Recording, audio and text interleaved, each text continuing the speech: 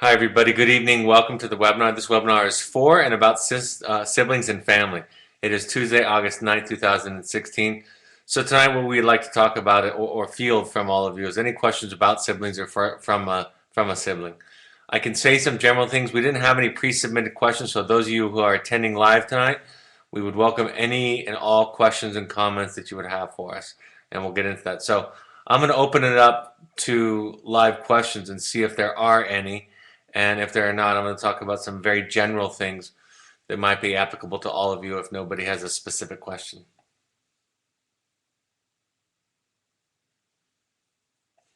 My other children do not want to have much to do with their brother who is at a vote. I believe they are waiting for him to say something to them. Their brother stole money from them, lied to them, etc.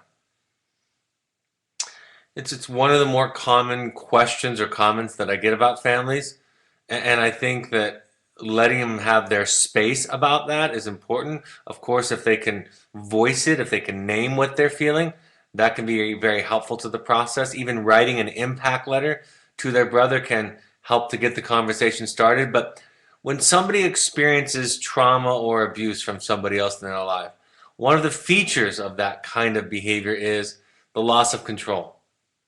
And so if we come in and try to fix the person who's been hurt and take over their process for them, in many ways we're re-injuring them, right? We're taking away control again. And so part of this is about giving control back to them, back to their own boundaries. And on their brother's side of things, if he develops some accountability in this process, what he can also do is be patient with them and recognize that healing comes on the time frame and the terms of the person who's been hurt, not the person who's done the hurting. So that's just an idea about how to set it up. Encouraging and welcoming, but giving them their power back. Maybe encouraging the brother to write a letter of accountability or inviting him to write a letter of accountability to them. Inviting them or opening up to them. Talk to your therapist, of course, about them writing an impact letter to him. Those are some general ways to invite or get the process started. But oftentimes, I encourage parents to give a lot of space and a lot of permission to the siblings at home.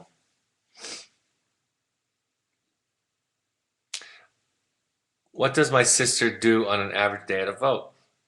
Let me pull up a little slide that I have that kind of shows that. I'm gonna X out of here for a second. And then this is one I made a long time ago. Let's see if I can flip it sideways, or the correct way. That doesn't work. Be patient with me. Well, I guess we're just going to do this sideways for now. I didn't know that it would come sideways. So a typical day for your sibling would be that they would wake up, and at wake up time, they would go over some announcements for the day or what they might be trying to accomplish for that day. Then they're going to eat breakfast, and then we have this thing called crushing coals where they take the fire pit after they're done cooking and they crush it into dust, into powder, and they spread it out so that we practice what we call leave no trace. We want to make the campsite that we were at, we want to make it look exactly like we weren't there. And that's one of the things that we practice every day. It takes a lot of patience. Sometimes they argue with each other. Sometimes they have to solve problems between each other. And so that's what they do in the morning. We might have a morning group. Those groups can be run by the staff or their student. And for a morning group, what that looks like is somebody sharing and talking about their feelings, maybe reading a letter from home, a certain topic or assignment might be discussed. But more than anything else, what I used to tell my children when they were your age, when their brother was in the wilderness program, I would say, we're teaching them how to feel. We're teaching your brother or your sister how to feel. So they're learning to deal with their feelings and not take those feelings and be mean to other people because they're feeling sad or upset. So they're learning to feel, and that's what the group is about. We're going to have hiking almost every day. We're going to stop for lunch. They're going to have personal time almost every day where they work on reading books or writing letters or other assignments. They have some schoolwork to do when they're with us, more hiking. Then we arrive in the afternoon or evening at our new campsite. And then everybody has a chore. Some people are in charge of setting up the cooking area. Some people are in charge of taking care of the trash. Everybody has to set up their own shelter. They build a shelter every day using a tarp, a big plastic tarp, and tying it to trees and to rocks. And so they build their own little tent every day. So everybody's doing chores and everybody's setting up their tent, and then we have dinner time. And then after dinner time, we have another group. The evening group is around the fire, and most of the time in the evening, the group is led by one of our staff members or our therapists. So they're coming up with an idea, a topic, questions for everybody to answer and talk about. All throughout the day, they can have groups, they can talk to the staff, they can talk to each other. They might have individual sessions. A couple of times a week, they have something we call layovers where they don't hike that day and they take care of things like laundry and organizing their food and their backpack, working on a lot more of their writing assignments and letters. Twice a week, they have showers. It's really cool. They heat up these cans of water. They build a little shower area. They heat up these cans of water. Then they go behind that tarp, that little shower curtain that they've made out in the wilderness. Then they wash themselves by pouring these buckets over them and washing themselves that way. Personal time is something they can work on their assignments for fun or their therapeutic assignments. We have two kinds of things that they work on. Emotional stuff, like learning how to feel, learning not to swear, learning not to be mean to other people, learning to listen. That's the emotional stuff that they work on. And then they have something called hard skills, which is learning how to bust a fire. Almost every day we're working on busting a fire, and your brother or sister is going to be able to show you that, where they rub sticks together and then they make a little tiny ember, and then from that ember they put that in a nest of leaves or bark that they've collected, and they blow it very gently until it bursts into flames. So they work on fire busting, we call it, every day.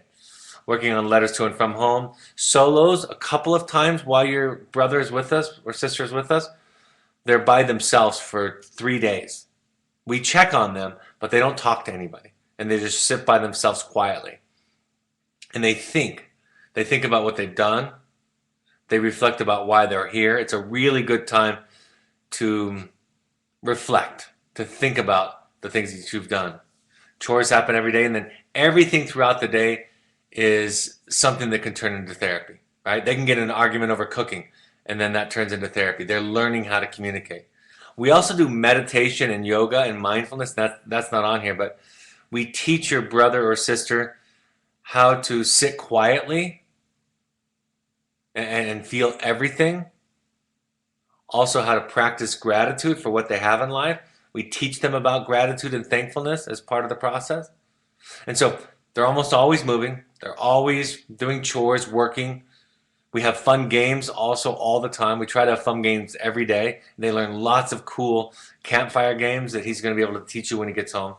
And so we try to include fun in everything that we do. But the most simple way that I could tell you what they're doing every day with all this hiking and fire making and games and groups that we're having is they're learning how to feel their feelings and not act them out on other people. And what that means is treat other people badly because they might be feeling sad or hurt or lonely or scared. So that's basically what it looks like on an average day. I hope that helps. Thanks for the question.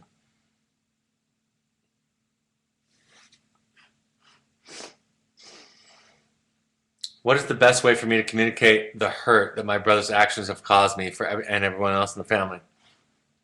We have a webinar on the impact letter that you can watch.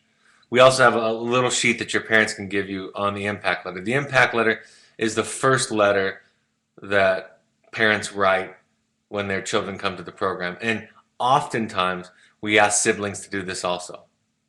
And in fact, I found that our sibling impact letters were as powerful, had as powerful of an impact as the parents, maybe even more so on average. So if you follow those directions, ask your parents, of course, give the letter to them, but follow those directions in the impact letter page or in the impact letter webinar if you want more instruction, that's the best way to do it. But talking about your hurt, your sadness, your fear, your anger, all of that is a part of that process. Describing what you hope for him, the specific behavior that you saw him doing that was hurtful, what you hope that he focuses on. Also things that you like about him. Maybe you haven't seen those things in a long time, but things that you admire or look up to him in.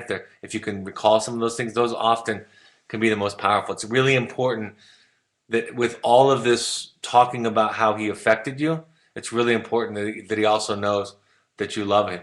Because if he doesn't feel that, if he doesn't think it's coming from a place of love also, even though all this hurt and anger might be there, it's hard for them to listen to it. So that's the best way that you can be helpful, I think.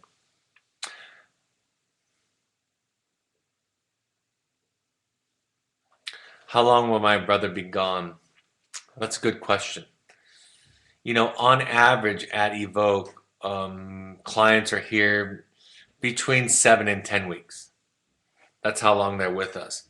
But many of the clients, the students, the young people go on to therapeutic schools for 6 months to as long as a year and a half. So that can be the case with your brother. I don't know if that's the case. But what will happen is your parents will talk to the therapist at Evoke and anyone else they might be working with, an educational consultant or somebody like that, a therapist at home. They'll be talking to all those people and getting advice and recommendations. And then they'll make the decision based on those recommendations and what they think is best. So, the shortest that clients or that the young people are with us is going to be just under 2 months. And the longest that people are going to be away is for maybe a year and a half. If your brother, I don't know how old your brother is, if he's close to being an adult, he might never come home to live again. He might not be yet an adult, but he might go from Evoke to a therapeutic school or program to living on his own. That can be the case in some cases too. And your parents are going to make that decision based on all the information that all the therapists and professionals are giving to them.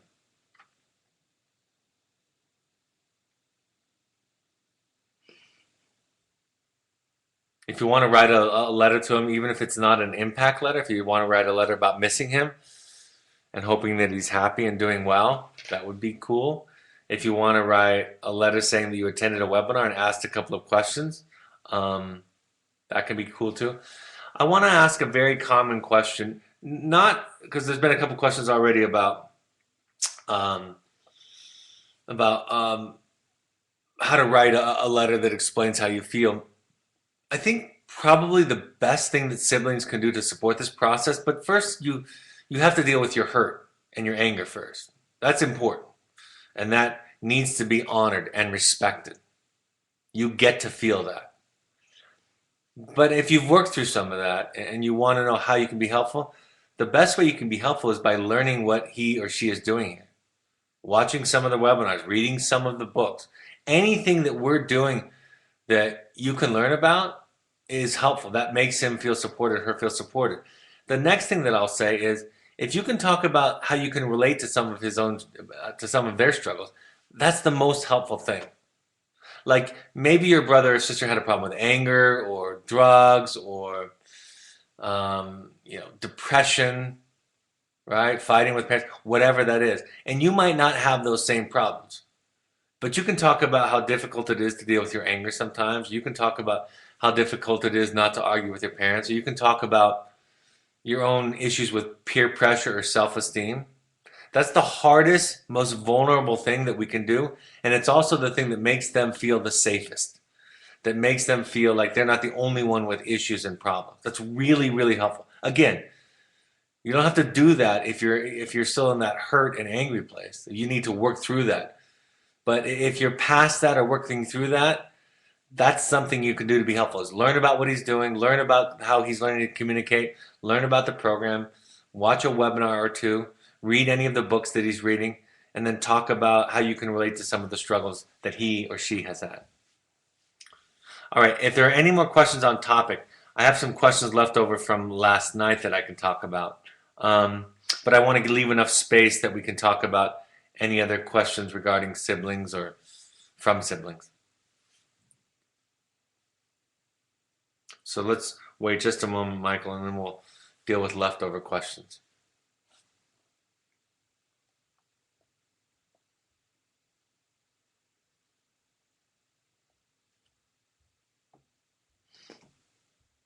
All right, if there are no questions, Michael, coming in, I'm happy to answer yesterday's questions. Yesterday we were talking about transitioning, leaving the program, going to the next program, coming home, those kinds of transitions. But if you want to ask any questions and it's just taking you a minute to type them in, I'm happy to answer those too.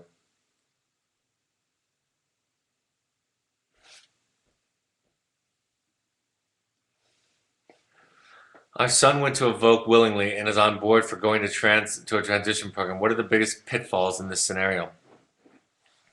So this is a parent asking about their child came to us willingly. He was okay to come, and then he's going to a transition program, which is kind of like it's halfway to home, right? He still has some therapy and still has some support. And so, what are the biggest problems that we see? I think the biggest problems that we see in this scenario is that there's less support. Wilderness therapy is so supportive. It has so much therapy support, so much staff support, so much of an ability to talk. And when you remove some of that support, it can be difficult. And a lot of our clients and students think that they're done when they're done with us. And many of them do very, very well with us. And so making the mistake of thinking that you're done, I'll say this to all of you tonight, even though we're not having that same discussion as we had last night, you're never done learning, right? I made the joke last night, although it wasn't really a joke. I think my grandparents, based on what my mom told me and what I saw as I grew up, I think they knew everything at 30 years old. I think they stopped learning. I think they thought they had all the answers and had nothing left to learn in their life. And that's a real recipe for trouble. Think about it in any subject, any area in life. If you've learned all there is to know, then you can't be open to new ideas. You can't be open to new concepts, new developments, a new way of being. It's very important to never be done with this process. And so I think that's the biggest pitfall is that support is less, number one. And number two, the belief that we finish and we're done learning. We don't have things to learn left. Those are the biggest pitfalls I see.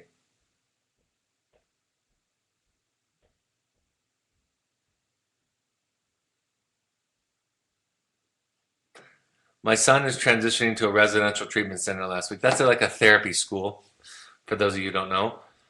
We are transporting him on our own. What should I do if he refuses to go?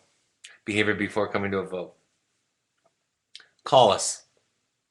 If you're on your way and if you anticipate that that's a real good chance that he won't do that, then talk to your therapist in advance. But if you're just worried about some old behavior coming back up again, call us.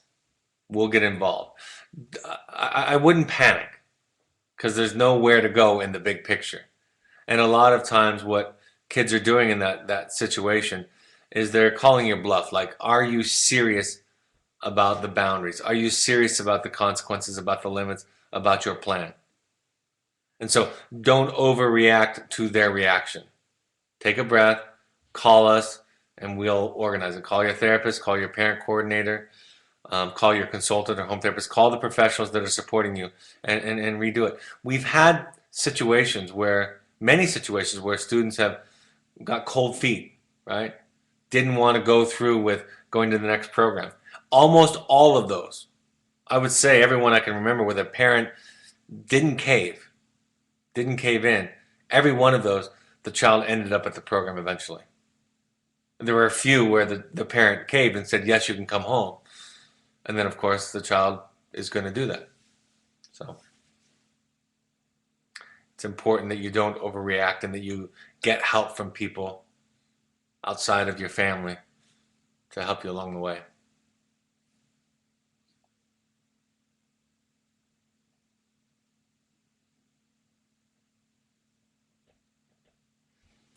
All right, looks like we have no more questions. I'll go through a few more announcements. Then if there are any questions that come in, we can take them. Gotta get rid of that pointer, don't I?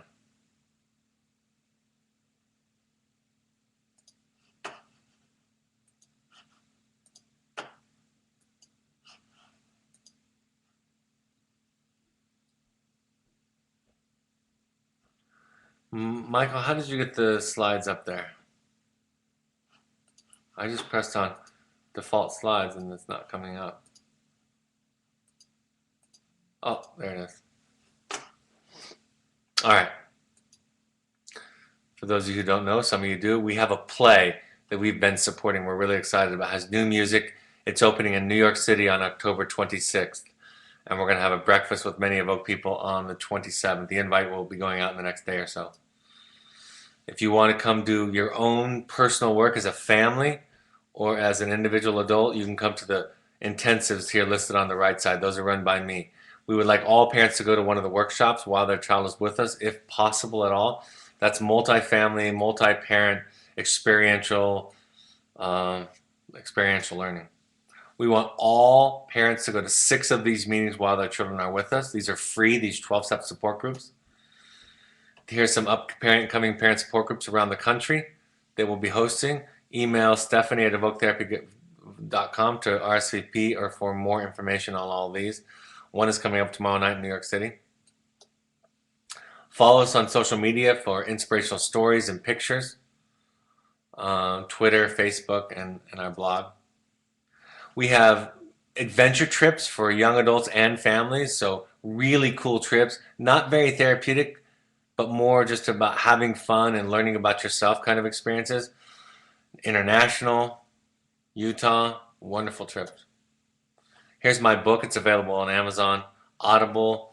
Also go to the Parent Alumni Foundation book page to buy books. 10% of the proceeds there go to our charity, which helps people who can't afford treatment. Any more live questions before I close up, Michael?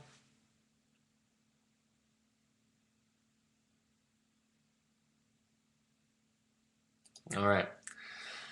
All right, folks, the next webinar will be on trauma and abuse. That'll be next Thursday, the 18th. I have an intensive that I'll be running this weekend. That's at 6 p.m., 6 p.m. Mountain Daylight Time. So looking forward to that. Thank you for the siblings that came on.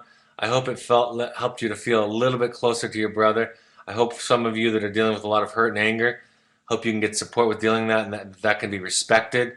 And if you're interested in supporting your brother or sister more, then learn more about us and share some of your own difficulties. Thanks for joining us, and for the rest of you, I'll see you next Thursday, the 18th at 6 p.m. Mountain Time. Take care. Bye-bye.